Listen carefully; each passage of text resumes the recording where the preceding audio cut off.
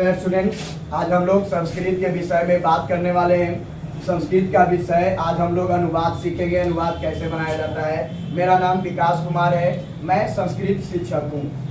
मैं लिखते हैं कि एक तरफ संस्कृत लिख लो और एक तरफ आप हिंदी लिख लो। संस्कृत अर्थ हो गया और इधर में आपका हिंदी अर्थ हो गया, हिंदी अर्थ। अब उसके बाद संस्कृत और हिंदी अर्थ के पहले संस्कृत में सा स्त्री के लिए होता है, यानी कि संसार में जितनी भी स्त्री है यह इदम, उसके बाद इयम, इयम यम स्त्री के लिए प्रयोग होता है। उसके बाद हमारा त्वम हो गया, उसके बाद युवाम हो गया, युवाम हो गया, उसके बाद हमारा युयम हो गया, युयम हो गया, उसके बाद हमारा वयम हो गया, उसके बाद हमारा आवाम हो गया, आवाम हो गया। और स का मतलब वह होता है, सा का मतलब भी वह होता है, लेकिन यहाँ पे स का जो प्रयोग करेंगे हम लोग पुल्लिंग के लिए करेंगे और सा का प्रयोग हम लोग स्त्री के लिए करेंगे। इदम मतलब यह होता है, इदम का मतलब क्या होता है, यह। अब इयम स्त्री के लिए होता है, यानी कि इसमें भी यह होगा।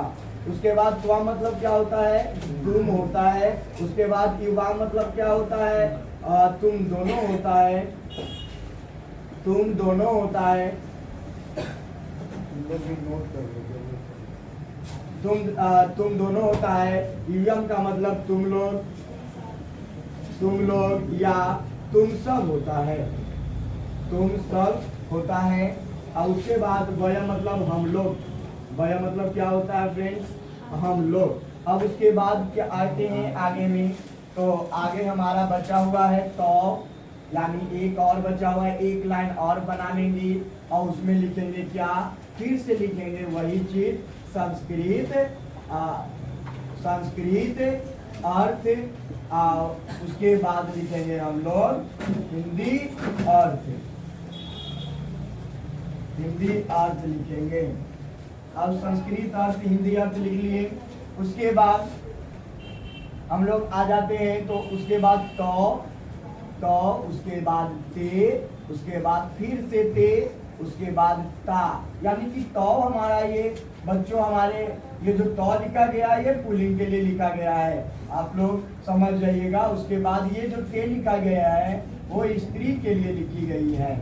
उसके बाद ते जो हमारा ये जो ते है ये हमारा पुल्लिंग के लिए आता है, जब आप एक से ज़्यादा वस्तुओं का बोध होता है, चाहे एक से ज़्यादा व्यक्तियों का बोध होता है, तो उसमें हम लोग ते का प्रयोग करते हैं जो पुल्लिंग के तौर पर होता है, और ता का प्रयोग स्त्री के लिए होता है। उसके बाद हम लोग आ जाते हैं कि अस्ति मने क्या होता है, अस्ति मने क्या होता है, अस्मि मने अस्मा मतलब क्या होता है, यानी कि अस्ति और अस्सी हो जाएगा और उसके बाद क्या हो जाएगा, अस्मी हो जाएगा। ठीक है, इस प्रकार से हम लोग जानते हैं। तो का मतलब क्या होता है, तो का मतलब वे दोनों किसके लिए होता है, पुल्लिंग के लिए होता है। पुल्लिंग कहने का मतलब जितने संसार में पुरुष जाति के लोग हैं, पुरुष जाति करने का मतलब लड़का बॉय, यानी यहाँ पे हो जाएगा, और अस्मी का क्या हो जाएगा, अस्मी का हूँ हो जाएगा। तो बच्चे आप लोग सारे शब्दार्थ जो है इम्पोर्टेंट, जो महत्वपूर्ण शब्दार्थ माने जाते हैं संस्कृत अनुवाद में, वो सभी आपके सामने उपस्थित है। अब उसके बाद हम लोग अब शब्दार्थ पर चलेंगे जो हमारे लिए महत्वपूर्ण होता है। इसके बाद हम लोग कहाँ चलेंगे, शब्दार्थ पर चलेंगे, जैसे किताब का, कलम का, मानव का, दानव का, ऊपर का, नीचे का, दाएं का, बाएं का।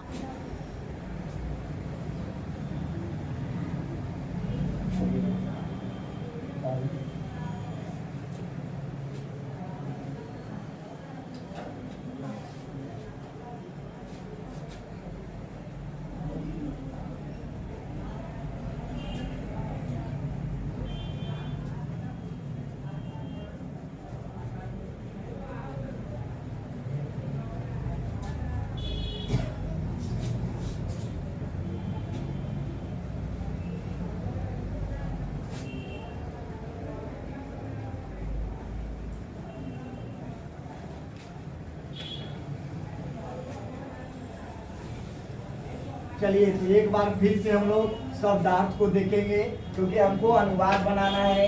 तो शब्दार्थ सबसे पहली भूमिका रहती है। तो सबसे पहले किसका शब्दार्थ हो जाएगा? संस्कृत में हो जाएगा, संस्कृत हो गया, और उसके बाद आपका हिंदी हो गया। तो दोनों को हम लोग देख सकते हैं। तो सबसे पहले संस्कृत में मैंने लिखा, चलो सबसे पहले आप लोग को हिंदी याद है तो हिंदी पहले मैंने लिख देता हूँ कि पहले क्या, जैसे आपने बोला किताब, है ना, किताब होता है जी, चलो मैंने किताब लिख दिया। फिर बोला क्या, लड़का होता है, लड़का लिख दिया। फिर क्या होता है, लड़की। फिर उसके बाद आगे चलते हैं, फिर उसके बाद शिक्षक, उसके बाद चलते हैं पटना, उसके बाद चलते हैं नीचे, उसके बाद चलते हैं, अनुवाद हम लोग चलते हैं अब बकरी, बकरी, है ना। उसके बाद हम लोग चलते हैं शरीर, शरीर। अब उसके बाद आप लोग बच्चों ध्यान देंगे कि अब सभी ये सभी हिंदी है और इस सभी का संस्कृत लिखेंगे। तो किताब का संस्कृत में क्या बोला जाता है? पुस्तक बोला जाता है ना। तो यहाँ पे पुस्तक होता है तो एम लग जाता है, क्या लग जाता है? एम लग जाता है, पुस्तकम हो जाता है। लड़का का क्या हो जाता है? बालक, लड़का का क्या हो जाता है? बालिक। अब उसके बाद लड़की का क्या हो जाता है? बालिका, लड़की का क्या हो जाता है? बालिका। शिक्षक का क्या हो जाता है? गुरु। यह एक रेयर केस होता है, कॉमन लेकर भी चल सकते हैं, यानी कि आप शिक्षक भी लिखिएगा तो संस्कृत में गलत नहीं होगा, और गुरु भी लिखिएगा तो संस्कृत में गलत नहीं होगा। अब उसके बाद पटना आते हैं, तो पटना के तो भाई आपको पाटलिपुत्रा ही लिखना पड़ेगा। पटना का क्या लिखना पड़ेगा? पाटलिपुत्र, है ना।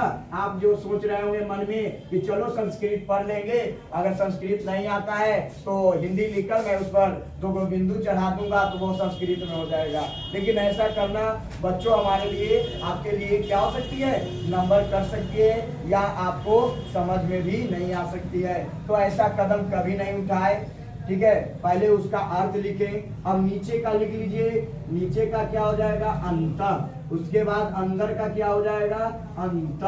अब उसके बाद दाएं का क्या हो जाएगा? दाएं। अब उसके बाद दाएं पर भी सर्ग नहीं होगा। क्यों नहीं होगा? क्योंकि दाएं जो है हमारा स्त्री है, तो स्त्री पर भी सर्ग नहीं होता है। कोई भी संसार का कोई भी शब्द आ जाए और वह स्त्रीलिंग को बोध कराता है तो उस पर हम विसर्ग नहीं लगाते हैं। अब उसके बाद हमारा आता है जानवर, जानवर का क्या हो जाएगा? पशु। अब उसके बाद बकरी, बकरी का क्या हो जाएगा? अजा, बकरी का क्या हो जाएगा? अजा। अब शरीर का क्या हो जाएगा? तन, तन बोल सकते हो, काया बोल सकते हो, देह बोल सकते हो, सब संस्कृत का एक रूप होता है। अब उसके बाद हम लोग आगे चलते हैं। अब हम लोग बनाते हैं अनुवाद। अनुवाद कैसे बनाया जाएगा? अनुवाद कैसे बनाया जाएगा? तो एकदम ध्यान देने वाली बात है मेरे बच्चे कि ये जो अभी 2 मिनट का जो भी क्लास चलेगा यहाँ पे, ये जो क्लास है आपका अनुवाद बनाने का, एकदम आपका फोकस जो है एकदम आपके बोर्ड पर होना चाहिए, एकदम सामने होना चाहिए। यह जो अनुवाद होने जा रहा है वो आपको पता भी नहीं चलेगा और अनुवाद बन जाएगी। कैसे बन जाएगी? एग्जाम्पल, क्या वह एक लड़का है, वह एक क्या है? चलो पहले ले लेते, वह लड़का है। वह क्या है? लड़का है। तो मैंने लिखा वह लड़का है। क्या लिखा मैंने? वह लड़का है। तो आपने देखा होगा कि पिछला जो शब्दार्थ लिखाया था, पिछले शब्दार्थ में यहाँ पे वह लड़का है तो पुल्लिंग है, अब वह जो हमारा है वह के जगह पे हमारा जो शब्दार्थ हम लोग देखे थे वो अपने शब्दार्थ को खोलिए और उसमें देखिए वह का संस्कृत क्या होता है। तो वह का संस्कृत क्या हो जाएगा? स हो जाएगा। उसके बाद लड़का, लड़का का इसमें क्या होता है शब्दार्थ में देखिए, तो लड़का का क्या हो जाएगा? बालक। तो यहाँ पे आप क्या लिख दीजिएगा? बालक। विसर्ग है तो विसर्ग लगा देंगे। उसके बाद हम लोग है अस्थि। जैसे मैंने लिखा तुम किताब हो, तुम क्या हो? किताब हो। तो मैंने लिखा तुम किताब हो, तो तुम क्या क्या होता है? अभी थोड़ा देर पहले ही संस्कृत उसका लिखाए थे तुम का, तो तुम का क्या हो जाएगा? जरा देख लो, है ना, त्वम हो जाएगा। क्या हो जाएगा? त्वम। अब कुछ किताब का क्या हो जाता है, उस किताब का आपका पहले भी दिखाया गया है और अभी भी दिखाई दे रहा होगा। किताब का कहाँ है, किताब ऊपर में ही है आपका किताब, पुस्तकम। क्या होता है किताब का, पुस्तकम। अब यहाँ पे क्या लगा दोगे आप, चुपचाप पुस्तकम लगा दोगे। तो हम पुस्तकम, और उसके बाद यहाँ पे हो आ गया।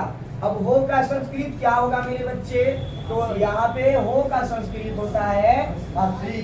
अब यहाँ पे क्या लगा दोगे, 80 लगा दोगे। हमारा अनुवाद बनकर तैयार हो गया। यही था आज का हमारा अनुवाद का क्लास। अब हम आशा करते हैं कि आपको समझ में आ गया होगा और अच्छे से समझ में आ गया होगा। अगर किसी को परेशानी हो या समस्या हो तो आप लोग कमेंट बॉक्स में जरूर कमेंट करें कि आपकी क्या समस्याएं हैं। वो सारी समस्याओं को देखते हुए उसका सॉल्यूशन